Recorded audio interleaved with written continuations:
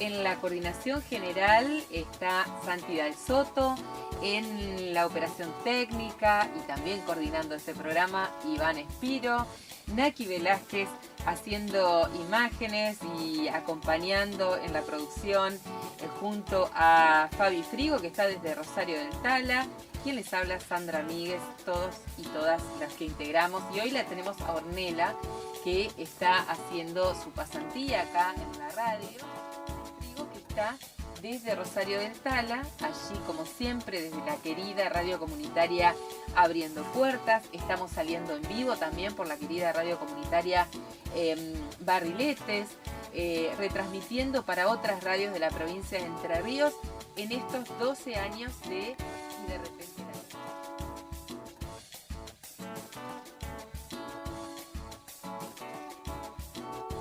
siempre la guerra la hacen lamentablemente con objetivos no solamente políticos, también económicos.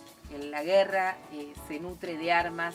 Las armas son uno de los mercados más importantes del mundo y esto también es uno de los factores que incide, ¿no? Cuando suceden las guerras hay todo un negocio económico que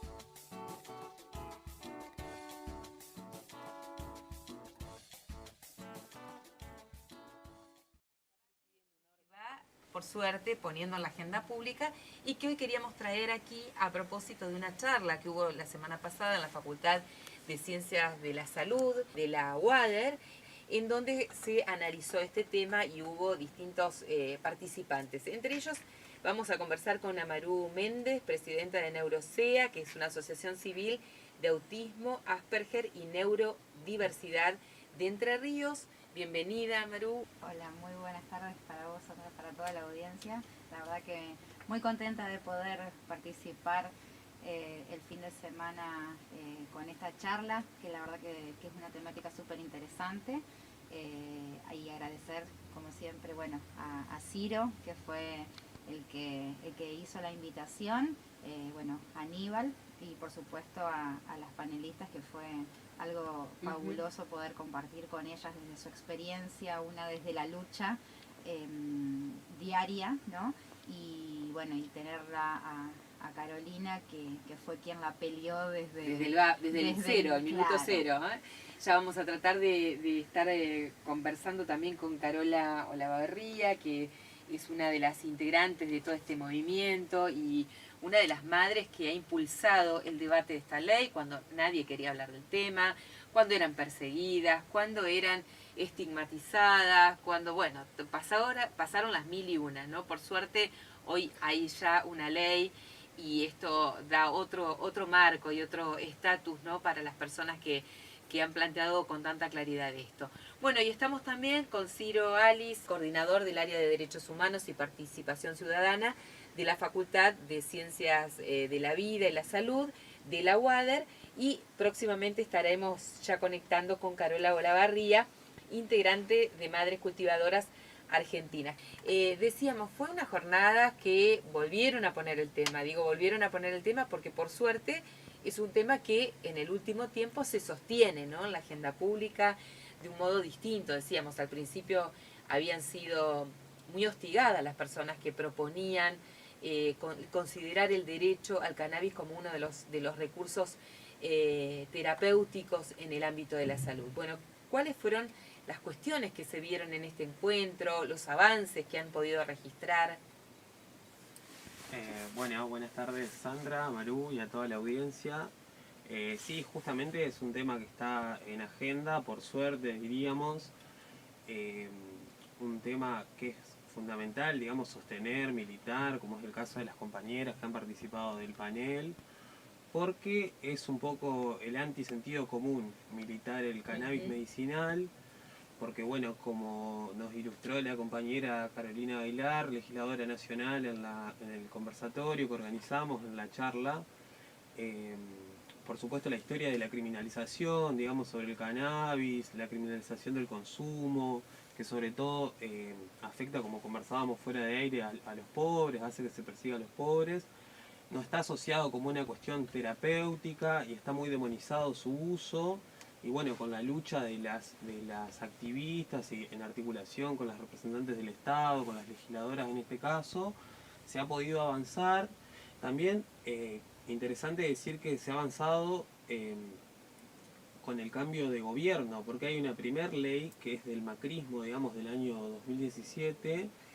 En la etapa de la gestión macrista se consigue la primera ley del ReproCan, pero es muy restrictivo el decreto reglamentario, no hay voluntad del Ejecutivo de reglamentar a fondo, y con el cambio de gobierno en el 2019... Se vuelve a discutir, ¿no? Se vuelve a discutir y se genera una segunda ley, que es la 27669, que crea la Agencia de Cultivadores, avanza en esa reglamentación de la ley, y lo que se hace con eso es permitir, digamos, a los organismos públicos investigar, genera otro tipo de recursos.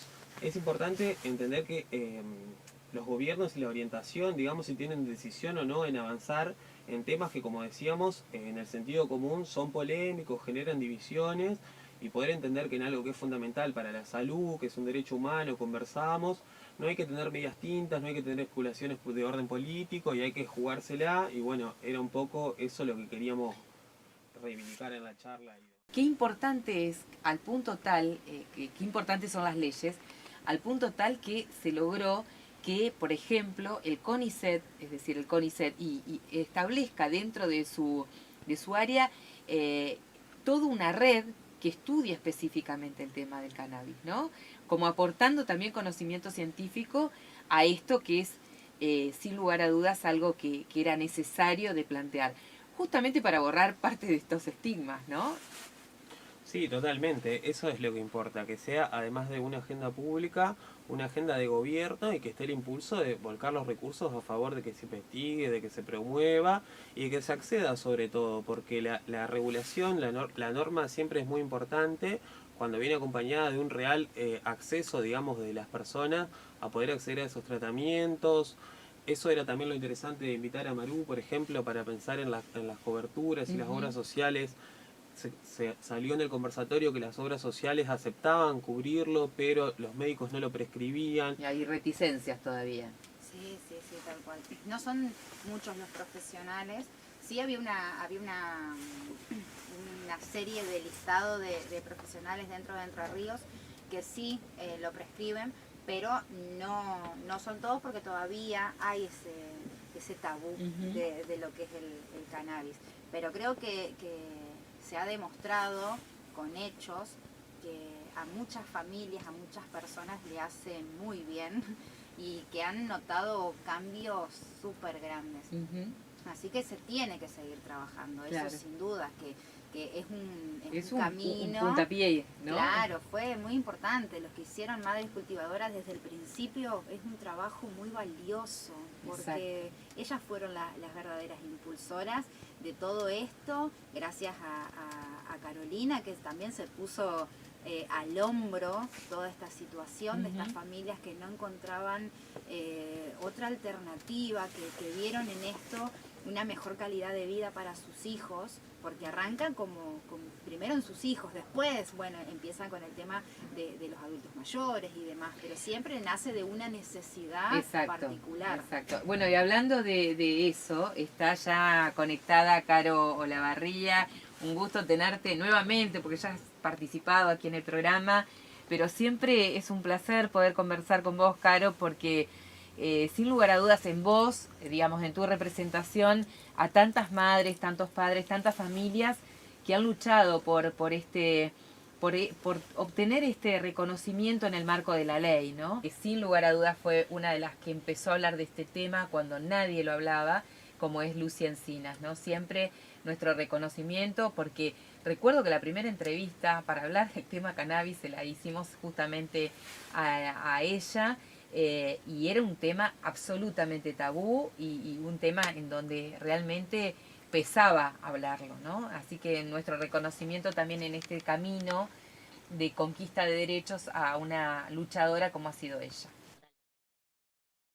El hecho de que desde la sociedad civil se impulse a correr esos límites del modelo médico hegemónico, cómo se impulse una agenda distinta en torno al acceso al bienestar, y eso termina el Estado, como decía Maru, recogiendo el guante y haciendo una ley y promoviendo a partir del Ejecutivo y sus organismos, como vos decías, el de Ciencia y Tecnología, en el caso del CONICET, pero cómo sale la demanda y se construye realmente desde la sociedad por una mejor de calidad de vida para los seres queridos. Y bueno, y cómo eso vamos ganando distintas batallas, digamos, eso sería lo interesante. Vamos, por ahí la medicina aleopática, justamente que es la hegemónica, va teniendo que ceder terreno ante conquistas y ante luchas que se dan de la sociedad civil, nada más ni nada menos por derechos tan fundamentales como el acceso a la salud, al bienestar y acceder a unos tratamientos, porque también esto de que hablamos siempre de la norma y la facticidad, digamos, si bien está reconocido por la OMS que la salud no es ausencia de enfermedad, sino que tiene que ver con el bienestar en un montón de sentidos integrales, los prejuicios siguen operando desde ahí, desde la curación, el paradigma sigue siendo la curación. Y el enfermo, ¿no? Y el enfermo, y seguimos describiendo siempre a partir de la falta, siempre a partir del padecimiento. Y del diagnóstico. Y del diagnóstico. Exacto. Y eso es un poco una invitación, imagínate vos el cannabis el caso del cannabis medicinal, que implica el registro de cultivadores en tu propia casa, digamos, cultivar para un familiar, para un tercero, es totalmente salirse de la lógica de la medicina hegemónica y de la autoridad del médico como único saber autorizado a hablar sobre ese tratamiento y sobre esa persona. La verdad que es una agenda hermosa en la que no estábamos tan interiorizados, por eso fue riquísima la experiencia para todas las personas que no somos parte del movimiento, de que las compañeras pudiesen contar, como dice Carola, todo el recorrido de su lucha y todas las aristas que tiene la temática. Amaru, me gustaría que pudieras comentar, en base a lo que es la representación de la organización en la que estás, cómo ha cambiado esta ruptura de ese paradigma en la calidad de vida de las personas que de pronto tienen alguno de estas afecciones que señalamos, ¿no? Asperger, problemas neurológicos y demás, que sabemos que el cannabis medicinal justamente les cambia sustancialmente esa posibilidad de vida en condiciones mucho mejores.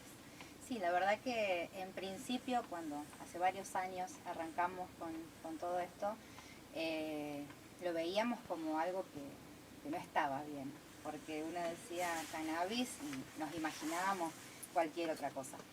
Pero en la desesperación, porque en la desesperación de no querer medicar a nuestros hijos, porque ibas a un neurólogo y tal vez te decía, no, tenés que darle Rubifen para bajarle la ansiedad, porque tu hijo gira, da vueltas y un montón de cuestiones. Muchas familias estábamos en contra de la medicación porque eso se vuelve adictivo.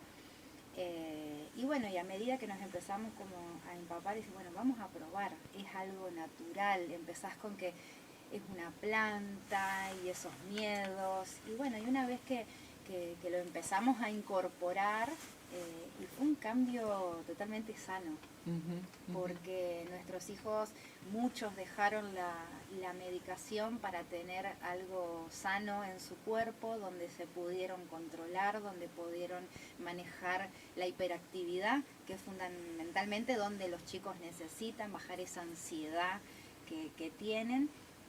Así que fue súper lindo, y no es que esto es como una pastilla que a la media hora se te pasa, claro. ¿no? Es todo un proceso, pero que a medida de que fue pasando el tiempo vimos los resultados tan positivos, y fue ahí donde lo empezamos a recomendar. Empezaron un montón de mamás a decir, wow, qué bárbaro lo que está pasando, mi hijo se mantiene quieto, puedo salir a la calle, un montón de cosas que para nosotros no las podíamos hacer, porque sinceramente era imposible.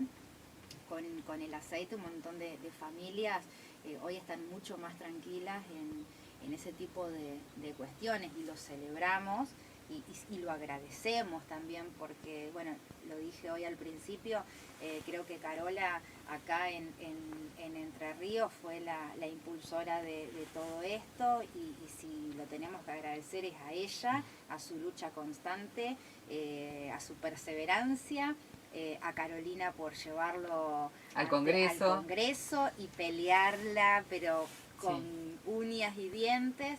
Entonces eso se lo debemos sinceramente a ellos, de poder estar tranquilos, de poder cultivar, porque muchas hemos cultivado en nuestras casas, para poder darle a nuestros hijos y poder darle también a otras familias que no tienen el conocimiento de poder hacer nosotros el aceite, poder darlo obviamente gratuitamente, porque lo hemos hecho gratuitamente, porque la idea no es comercializar, sino que otras familias tengan la paz que nosotros encontramos en el aceite, que lo puedan tener ellos también. Carola, a ver si me escuchás mejor ahora, decía...